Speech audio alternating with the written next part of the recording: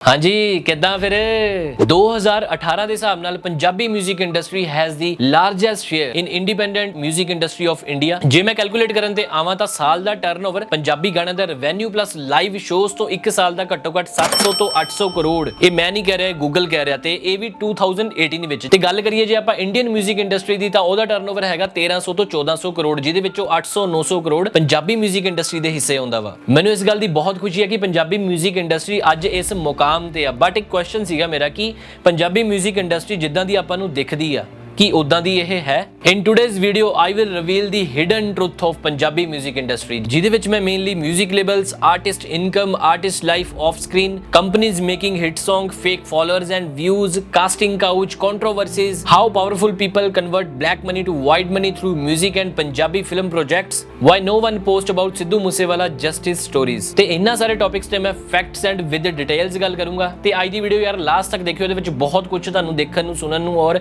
Knowledge ਮਿਲੂਗੀ। ਤੇ ਅੱਜ ਦੀ ਵੀਡੀਓ ਯਾਰ ਡਿਲੀਟ ਵੀ ਹੋ ਸਕਦੀ ਹੈ ਕਿਉਂਕਿ ਇਹਦੇ ਵਿੱਚ ਕਾਫੀ ਚੀਜ਼ਾਂ ਰਿਵੀਲ ਹੋਣ ਵਾਲੀਆਂ, ਕਿਉਂਕਿ ਕਹਿੰਦੇ ਆ ਨਾ ਸੱਚ ਬੋਲਣ ਤੇ ਜਾਂ ਤਾਂ ਵੀਡੀਓ ਉਡਾ ਦਿੱਤੀ ਜਾਂਦੀ ਆ ਜਾਂ 295 ਲੱਗਦੀ ਆ। ਸੱਚ ਬੋਲੇਗਾ ਤਾਂ ਮਿਲੂ 295 ਜੇ। In today's video I will reveal the hidden truth of Punjabi 뮤직 industry.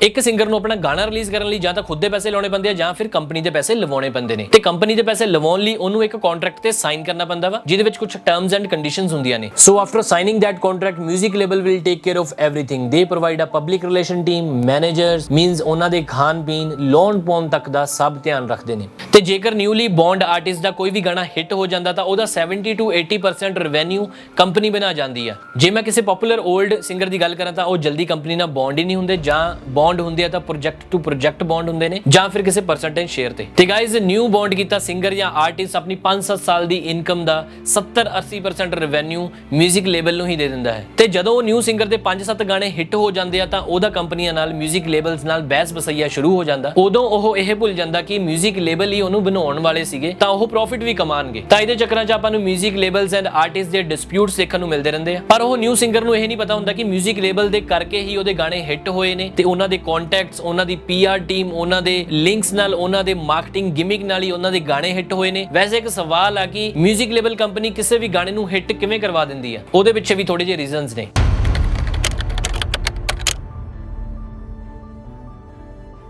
First reason, placebo effect. ਕਿਸੇ ਵੀ ਗਾਣੇ ਨੂੰ ਹਿੱਟ ਕਰਵਾਉਣ ਲਈ 뮤직 ਲੇਬਲਸ ਇੰਡੀਆ ਦੇ ਪੂਰੇ ਕਲੱਬਸ ਨੂੰ, ਡੀਜੇਸ ਨੂੰ ਉਹ ਗਾਣਾ ਪਲੇ ਕਰਨ ਦੇ ਪੈਸੇ ਦਿੰਦੀਆਂ। Even to social media influencers ਨੂੰ ਵੀ ਪੈਸੇ ਦਿੱਤੇ ਜਾਂਦੇ ਆ ਰੀਲਸ ਬਣਾਉਣ ਲਈ, ਤੇ ਸੈਲਿਬਸ ਤੱਕ ਨੂੰ ਡਾਂਸ ਚੈਲੰਜਸ ਦਿੱਤੇ ਜਾਂਦੇ ਆ ਜਾਂ ਰੀਲ ਬਣਾਉਣ ਲਈ ਕਿਹਾ ਜਾਂਦਾ। ਲੇਕਿਨ ਕਿਉਂ?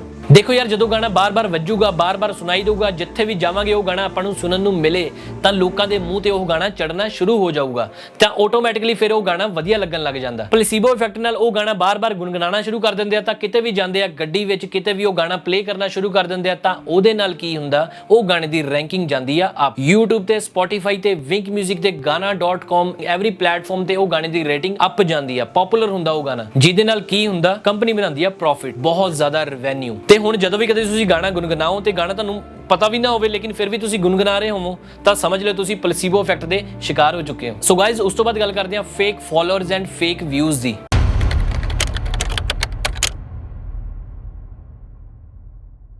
ਅੱਜ ਕੱਲ ਕਿਸੇ ਵੀ ਆਰਟਿਸਟ ਦੀ ਵੈਲਿਊ ਉਹਦੇ ਟੈਲੈਂਟ ਤੋਂ ਘੱਟ ਇੰਸਟਾਗ੍ਰam ਫਾਲੋਅਰਸ ਤੋਂ ਜ਼ਿਆਦਾ ਜਾਣੀ ਜਾਂਦੀ ਹੈ, ਜਿਹੜੀ ਕਿ ਯਾਰ ਬਹੁਤ ਦੁੱਖ ਵਾਲੀ ਗੱਲ ਆ। ਬਟ ਯਾਰ ਜਿਵੇਂ ਜਿਵੇਂ ਸਮਾਂ ਬਦਲ ਲਿਆ, ਆਰਟਿਸਟ ਨੂੰ ਵੀ ਬਦਲਾਵ ਲਿਆਉਣਾ ਪੈਂਦਾ, ਇਹ ਚੀਜ਼ਾਂ ਅਪਣਾਉਣੀਆਂ ਪੈਂਦੀਆਂ, Instagram follower, social media and everything. So ਕੁਝ ਆਰਟਿਸਟ ਨੇ ਜਿਹੜੇ ਫੇਕ ਫਾਲੋਅਰਸ ਦਾ ਸਹਾਰਾ ਲੈ ਲੈਂਦੇ ਨੇ। ਇੰਟਰਨੈਟ ਤੇ ਯਾਰ ਬਹੁਤ ਇਦਾਂ ਦੇ SM ਪੈਨਲਸ ਹੈਗੇ ਨੇ ਜਿਹੜੇ ਤੁਹਾਨੂੰ 1 ਮਿੰਟਾਂ ਦੇ ਵਿੱਚ ਕੁਝ ਰੁਪਏ ਦੇ ਕੇ ਲੱਖਾਂ ਵਿੱਚ ਤੁਹਾਡੇ ਫਾਲੋਅਰਸ ਕਰ ਦੇਣਗੇ।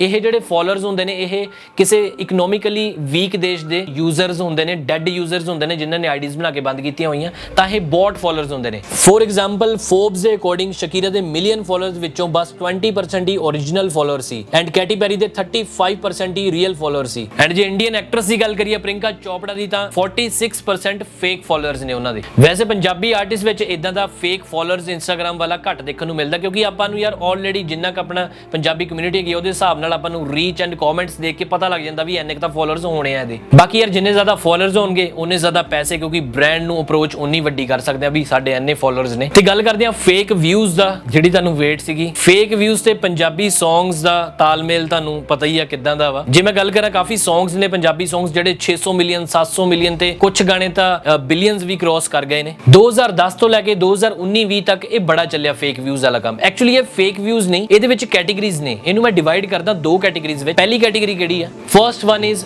Views from Google adverts. Punjab ਦੀ ਪਰ ਵਿਊ ਕਾਸਟ ਦੀ ਗੱਲ ਕਰਾਂ ਤਾਂ 2015 ਤੋਂ ਲੈ ਕੇ 2020 ਤੱਕ ਪੰਜਾਬ ਦੀ ਪਰ ਵਿਊ ਕਾਸਟ ਹੁੰਦੀ ਸੀਗੀ 10 ਪੈਸੇ ਤੋਂ ਲੈ ਕੇ 12 ਪੈਸੇ ਪਰ ਵਿਊ। ਜੇ ਮੈਂ ਆਲ ਓਵਰ ਇੰਡੀਆ ਦੀ ਪਰ ਵਿਊ ਕਾਸਟ ਦੀ ਗੱਲ ਕਰਾਂ ਤਾਂ ਉਹ ਹੁੰਦੀ ਸੀ 6 ਪੈਸੇ ਤੋਂ ਲੈ ਕੇ 8 ਪੈਸੇ ਜਾਂ 10 ਪੈਸੇ। ਮਤਲਬ ਗੂਗਲ ਐਡਵਰਟਸ ਤੇ 8000 ਤੋਂ 10000 ਰੁਪਏ ਲਾ ਕੇ ਇੰਡੀਆ ਦੇ ਜਾਂ ਪੰਜਾਬ ਦੇ 1 ਲੱਖ ਵਿਊ ਤੱਕ ਆ ਜਾਂਦੇ ਸੀ, ਜਿਹੜਾ ਕਿ ਜੈਨੂਇਨ ਆ। ਮਤਲਬ ਇਹਦੇ ਵਿੱਚ ਕੋਈ ਫੇਕ ਵਿਊਜ਼ ਨਹੀਂ ਹੈਗੇ, ਇਹਦੇ ਵਿੱਚ ਤਾਂ ਆਪਾਂ ਜਸਟ ਐਡ ਲਗਾ ਰਹੇ ਹਾਂ। We are paying to display our video. ਫਿਰ ਅੱਗੇ ਲੋਕਾਂ ਨੂੰ ਅਗਰ ਉਹ ਵੀਡੀਓ ਪਸੰਦ ਆਉਂਦੀ ਆ ਤਾਂ ਆਪਾਂ ਨੂੰ ਵਿਊਜ਼ ਮਿਲ ਜਾਂਦੇ ਆ। ਇਹ ਫੇਕ ਵਿਊਜ਼ ਨਹੀਂ ਹੈਗੇ। ਮਿਊਜ਼ਿਕ ਲੇਬਲਸ ਗੂਗਲ ਐਡਵਰਟਸ ਤੇ ਪੈਸੇ ਲਗਾ ਕੇ ਆਪਣੇ ਗਾਣੇ ਨੂੰ ਹਿੱਟ ਕਰਵਾਉਣ ਲਈ ਲੋਕਾਂ ਸਾਹਮਣੇ ਡਿਸਪਲੇ ਕਰਦੇ ਨੇ। ਅੱਗੋਂ ਲੋਕਾਂ ਦਾ ਹੁੰਦਾ, ਜੇ ਉਹਨਾਂ ਨੂੰ ਗਾਣਾ ਪਸੰਦ ਹੁੰਦਾ ਤਾਂ ਉਹ ਹਿੱਟ ਹੋ ਜਾਂਦਾ, ਨਹੀਂ ਤਾਂ ਹਿੱਟ ਨਹੀਂ ਹੁੰਦਾ। ਤਾਂ ਇਹਨੂੰ ਆਪਾਂ ਫੇਕ ਵਿਊਜ਼ ਬਿਲਕੁਲ ਵੀ ਨਹੀਂ ਕਹਿ ਸਕਦੇ। ਔਨ ਦੀ ਅਦਰ ਹੈਂਡ ਕੁਝ ਮਿਊਜ਼ਿਕ ਪ੍ਰੋਡਿਊਸਰਸ ਮਿਊਜ਼ਿਕ ਲੇਬਲਸ ਇਦਾਂ ਦੇ ਨੇ ਕਿ ਉਹ ਆਪਣੇ ਕਿਸੇ ਸਿੰਗਰ ਦੇ ਗਾਣੇ ਨੂੰ ਬਹੁਤ ਜ਼ਿਆਦਾ ਵੱਡਾ ਦਿਖਾਉਣ ਦੇ ਚੱਕਰਾਂ ਵਿੱਚ ਉਹਦੇ ਵਿੱਚ ਧੜਾ ਧੜ ਫੇਕ ਵਿਊਜ਼ ਪਵਾ ਦਿੰਦੇ ਨੇ।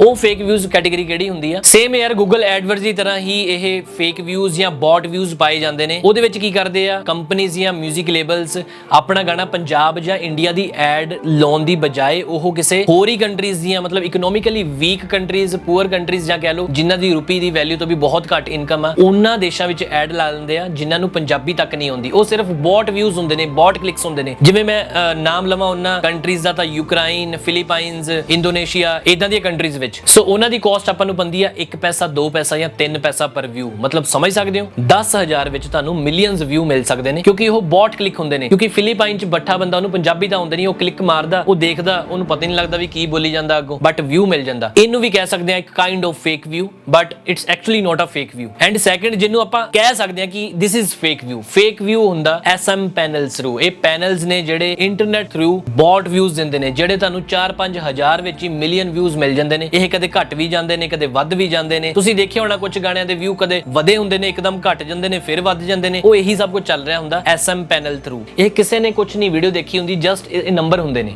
ਇਹ ਫੇਕ ਵਿਊਜ਼ ਕਹਿੰਦੇ ਨੇ ਇਹਨੂੰ। ਬਟ ਇਹ ਸਭ ਕੁਝ ਚੱਲਦਾ ਰਿਹਾ 2019-20 ਤੋਂ ਬਾਅਦ ਗੂਗਲ ਦੀ ਪੈ ਗਈ ਇੱਥੇ ਨਜ਼ਰ, ਬਈ ਬਹੁਤ ਜ਼ਿਆਦਾ ਗੂਗਲ ਐਡਵਰਡ ਯੂਜ਼ ਹੋ ਰਿਹਾ ਪੰਜਾਬ ਵਿੱਚ, ਇੰਡੀਆ ਵਿੱਚ। ਤਾਂ ਉਹਨੇ ਗੂਗਲ ਨੇ ਕੀ ਕੀਤਾ, ਆਪਣਾ ਐਡ ਰੇਟ ਕਰ ਦਿੱਤਾ ਮਹਿੰਗਾ। ਮਤਲਬ ਪੰਜਾਬ ਦੀ ਅਗਰ ਆਪਾਂ 2020 ਵਿੱਚ ਐਡ ਲਗਾਉਂਦੇ ਆ ਤਾਂ ਉਹਦਾ ਪਰ ਵਿਊ ਕਾਸਟ ਪੈਂਦਾ ਸੀ 1 ਰੁਪਿਆ ਤੋਂ ਵੀ ਜ਼ਿਆਦਾ।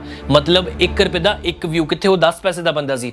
ਮਤਲਬ 2020-2021 ਵਿੱਚ ਜੇ ਹੁਣ ਕਿਸੇ ਕੰਪਨੀ ਨੇ ਵਿਊ ਪਵਾਉਣੇ ਆ, ਮਤਲਬ ਪ੍ਰਮੋਟ ਕਰਨਾ ਵਾ, ਤਾਂ ਉਹਨੂੰ 1 ਰੁਪਏ ਦਾ ਇੱਕ ਵਿਊ ਪੈਣਾ। ਮਤਲਬ ਅਗਰ ਉਹਨੇ 1-2 ਮਿਲੀਅਨ ਵਿਊਜ਼ ਪਾਉਣੇ ਆ ਤਾਂ ਉਹਨੂੰ 10 ਤੋਂ 15 ਲੱਖ ਦੇਣਾ ਪੈਣਾ। ਤਾਂ ਹੁਣ ਤੁਸੀਂ ਦੇਖਦੇ ਹੋਵੋਗੇ 2020 ਤੋਂ ਬਾਅਦ ਕਿ ਵਿਊਅਰਸ਼ਿਪ ਬਹੁਤ ਘਟ ਗਈ ਆ। ਮਤਲਬ ਹਿੱਟ ਗਾਣੇ ਵੀ ਉਹਦੇ ਵਿਊ ਦੇਖੋਗੇ 15 ਮਿਲੀਅਨ ਜਾਂ 20 ਮਿਲੀਅਨ ਜਾਂ ਵੱਧ ਤੋਂ ਵੱਧ 50 ਮਿਲੀਅਨ ਹੁੰਦੇ ਨੇ। ਉਹ 500 ਮਿਲੀਅਨ ਕਿਉਂ ਨਹੀਂ ਹੁੰਦੇ? ਮੈਂ ਇਹ ਨਹੀਂ ਕਹਿੰਦਾ ਕਿ ਜਿਹੜੇ 800 ਮਿਲੀਅਨ ਹੋਏ ਆ, 1 ਬਿਲੀਅਨ ਹੋਏ ਆ, ਉਹ ਸਾਰੇ ਫੇਕ ਵਿਊ ਨੇ। ਉਹਦੇ ਵਿੱਚੋਂ 20-30% ਹੋ ਸਕਦੇ ਆ ਫੇਕ ਕਲਿੱਕਸ ਜਾਂ ਬੌਟ ਕਲਿੱਕਸ, ਲੇਕਿਨ ਯਕੀਨ ਮੰਨਿਓ ਉਹ ਗਾਣੇ ਐਕਚੁਅਲ ਚੱਲੇ ਸੀ। ਪੰਜਾਬੀ ਗਾਣੇ ਐਕਚੁਅਲ ਵਰਲਡ ਵਾਈਡ ਉਹ ਚੱਲੇ ਨੇ। ਬਾਕੀ ਯਾਰ ਇੱਕ ਸਹੀ ਗੱਲ ਦੱਸਾਂ, ਪੰਜਾਬ ਵਿੱਚ ਮੈਨੂੰ ਲੱਗਦਾ, ਮੇਰੀ ਓਪੀਨੀਅਨ ਹੈ ਇਹ, ਜਿਹੜਾ ਗਾਣਾ 7 ਤੋਂ 8 ਮਿਲੀਅਨ ਜਾਂ 10 ਮਿਲੀਅਨ ਆਰਗੈਨਿਕ ਚੱਲ ਜਾਂਦਾ ਨਾ, ਸਮਝ ਲਓ ਉਹ ਸਾਰਿਆਂ ਨੇ ਸੁਣ ਲਿਆ। ਮਤਲਬ ਉਹ ਸਾਰੇ ਸੁਣ ਚੁੱਕੇ ਨੇ। ਤੇ ਹੁਣ ਵੀ ਆਪਾਂ ਦੇਖਦੇ ਹਾਂ ਜਿਹੜੇ ਗਾਣੇ ਅੱਜ ਕੱਲ ਹਿੱਟ ਨੇ ਉਹ 10-12 ਮਿਲੀਅਨ ਤੇ ਜਾ ਕੇ ਰੁਕੇ ਹੋਏ ਨੇ ਜਾਂ 20 ਮਿਲੀਅਨ ਤੇ ਉਹ ਹਿੱਟ ਵੀ ਨੇ। ਚੱਕਰ ਸਾਰਾ ਐਡ ਰੇਟ ਦਾ। ਐਡ ਰੇਟ ਘੱਟ ਹੋਊਗਾ, ਆਪੇ 500 ਮਿਲੀਅਨ ਹੋਣੇ ਸ਼ੁਰੂ ਹੋ ਜਾਣੇ ਆ। ਬਾਕੀ ਯਾਰ ਇੱਕ ਗੱਲ ਦਿਮਾਗ 'ਚ ਆਈ ਆ, ਸਿੱਧੂ ਮੂਸੇਵਾਲੇ ਦਾ ਨਾਮ ਲਵਾਂ ਜਾਂ ਕਰਨ ਔਜਲੇ ਦਾ, ਇਹਨਾਂ ਨੂੰ ਕਦੇ ਐਡ ਦੀ ਲੋੜ ਨਹੀਂ ਪਈ। ਇਹਨਾਂ ਦੇ ਯਕੀਨ ਆਰਗੈਨਿਕ ਇੰਨੀ ਵਿਊਅਰਸ਼ਿਪ ਆ, ਮਤਲਬ ਲੋਕ ਖੁਦ ਇਹਨਾਂ ਦੀ ਸਟੋਰੀਜ਼ ਪਾ ਕੇ ਇਹਨਾਂ ਨੂੰ ਪ੍ਰਮੋਟ ਕਰਦੇ ਰਹੇ ਨੇ। ਇਹਨਾਂ ਦਾ ਗਾਣਾ ਕੋਈ ਵੀ ਤੁਸੀਂ ਦੇਖਿਆ ਹੋਣਾ ਫਲॉप ਨਹੀਂ ਗਿਆ, ਸਾਰੇ ਗਾਣੇ ਹਿੱਟ ਹੀ ਗਏ ਨੇ। ਤੇ ਉਹ ਜੈਨੂਇਨ ਉਹ 200, 300, 400 ਮਿਲੀਅਨ ਗਏ ਨੇ, ਕਿਉਂਕਿ ਉਹ ਵਰਲਡ ਵਾਈਡ ਚੱਲਦੇ ਰਹੇ। ਐਵੇਂ ਨਹੀਂ ਬਿਲਬੋਰਡ ਤੇ ਨਾਮ ਆਏ ਨੇ। ਯਾਰ ਲੋਕੀ ਆਪੇ ਸਿੱਧੂ ਮੂਸੇਵਾਲੇ ਦੇ ਗਾਣੇ ਸ਼ੇਅਰ ਕਰਦੇ ਸੀ, ਗਾਣਾ ਬਾਅਦ ਚ ਆਉਂਦਾ ਸੀ, ਕਮੈਂਟ ਤੇ ਲਾਈਕ ਲੱਖਾਂ ਆ ਜਾਂਦੇ ਸੀ। ਮਤਲਬ ਕੋਈ ਪ੍ਰਮੋਸ਼ਨ ਦੀ ਲੋੜ ਹੀ ਨਹੀਂ ਪੈਂਦੀ ਸੀ। ਤਾਂ ਹੀ ਨਾ ਲੋਕਾਂ ਦੀਆਂ ਨਿਗਾਹ 'ਚ ਉਹ ਰੜਕਦਾ ਸੀ। ਦੇਖ ਕੇ ਤਰੱਕੀ ਜਰੀ ਜਾਵੇ ਨਾ, ਐਵੇਂ ਸਾਲੇ ਖਾਂਦੇ ਰਹਿੰਦੇ ਖਾਰੀ। ਸੌਰੀ ਗਾਇਜ਼, ਟੌਪਿਕ ਨੂੰ ਥੋੜਾ ਮੈਂ ਅਲੱਗ ਲੈ ਕੇ ਚਲਾ ਗਿਆ ਵਾਂ ਤੇ ਬਾਈ ਯਾਦ ਹੁੰਦਾ ਯਾਰ। ਤੁਹਾਡੇ ਵੀਆਂ ਦੇ ਬਰਾਬਰ ਮੇਰਾ ਇੱਕ ਓਏ next is casting couch in Punjabi 뮤직 industry. ਯਾਰ ਇਹ ਸਿਰਫ ਪੰਜਾਬੀ 뮤직 ਇੰਡਸਟਰੀ ਵਿੱਚ ਨਹੀਂ ਚੱਲਦਾ, ਇਹ ਹਰ ਇੱਕ ਜਗ੍ਹਾ ਚੱਲਦਾ ਵਾ। ਇਹ ਕਰਦੇ 6-7% ਲੋਕ ਹੀ ਆ, ਲੇਕਿਨ ਪੂਰੀ ਇੰਡਸਟਰੀ ਨੂੰ ਇਹ ਝੱਲਣਾ ਪੈਂਦਾ, ਪੂਰੀ ਇੰਡਸਟਰੀ ਤੇ ਇਹ ਬਲੇਮ ਲੱਗ ਜਾਂਦਾ। ਬਾਕੀ ਕਾਸਟਿੰਗ ਕਾਊਚ ਦਾ ਮਤਲਬ ਹੁੰਦਾ ਕਿਸੇ ਨੂੰ ਕੋਈ ਕੰਮ ਦੇਣ ਦੇ ਬਦਲੇ ਉਹਨਾਂ ਨਾਲ ਫਿਜ਼ੀਕਲ ਹੋਣਾ ਜਾਂ ਉਹਨਾਂ ਦੀ ਵਿਲ ਅਗੇਂਸਟ ਕੋਈ ਡਿਮਾਂਡ ਕਰਨਾ, ਜੋ ਕਿ ਬਹੁਤ ਹੀ ਗਲਤ ਗੱਲ ਆ। ਹਾਂਜੀ ਕਿੱਦਾਂ ਫਿਰ? ਸੋ ਗਾਇਸ ਇਹ ਸੀਗਾ episode 1 of the hidden truth of Punjabi 뮤직 industry. Episode 2 ਵੀ ਜਲਦੀ ਆ ਜਾਊਗਾ ਤੇ ਜਿਹੜੀਆਂ ਚੀਜ਼ਾਂ ਦੇ ਵਿੱਚ ਰਹਿ ਗਈਆਂ, ਜਿਹੜੇ ਹਿਡਨ ਟਰੂਥ ਰਹਿ ਗਏ, ਉਹ ਐਪੀਸੋਡ 2 ਵਿੱਚ ਆਉਣਗੇ। ਤੇ ਬਸ ਇੱਕ ਕੰਮ ਕਰ ਦਿਓ ਯਾਰ, ਵੀਡੀਓ ਨੂੰ ਲਾਈਕ ਕਰ ਦਿਓ। ਟਾਰਗੇਟ ਰੱਖਦੇ 25000 ਲਾਈਕਸ ਦਾ। ਜਦੋਂ 25000 ਲਾਈਕਸ ਕੰਪਲੀਟ ਹੋ ਜਾਣਗੇ ਮੈਂ ਸੈਕਿੰਡ ਐਪੀਸੋਡ ਅਪਲੋਡ ਕਰ ਦੂੰਗਾ। ਤੇ ਬਿਲਕੁਲ ਸਹੀ ਪਹਿਚਾਣਿਆ ਤੁਸੀਂ, ਮੈਂ ਇੰਨਾ ਸੋਹਣਾ ਨਹੀਂ ਹੈਗਾ, ਸਨੈਪਚੈਟ ਦਾ ਫਿਲਟਰ ਲੱਗਿਆ ਹੋਇਆ। ਇੰਸਟਾਗ੍ਰਾਮ ਤੇ ਫੋਲੋ ਕਰ ਲਿਓ ਗਾਇਜ਼, I am ਔਜਲਾ। ਉੱਥੇ ਮੈਂ ਕਾਫੀ ਅਪਡੇਟਸ ਕਰਦਾ ਰਹਿਣਾ ਤੇ ਤੁਹਾਡੇ ਵੀ ਸੁਜੈਸ਼ਨ ਮੈਨੂੰ ਦੇ ਦਿਆ ਕਰੋ, ਮੈਂ ਲੈ ਲੈਣਾ ਹੁੰਦਾ। ਚਲੋ ਗਾਇਜ਼ ਮੈਂ ਲੈਣਾ ਤੁਹਾਡੇ ਤੋਂ ਇਜਾਜ਼ਤ ਤੇ ਮਿਲਦੇ ਹਾਂ ਨੈਕਸਟ ਵੀਡੀਓ ਵਿੱਚ। ਤਦ ਤੱਕ ਲਈ ਕਿੱਦਾਂ ਫਿਰ?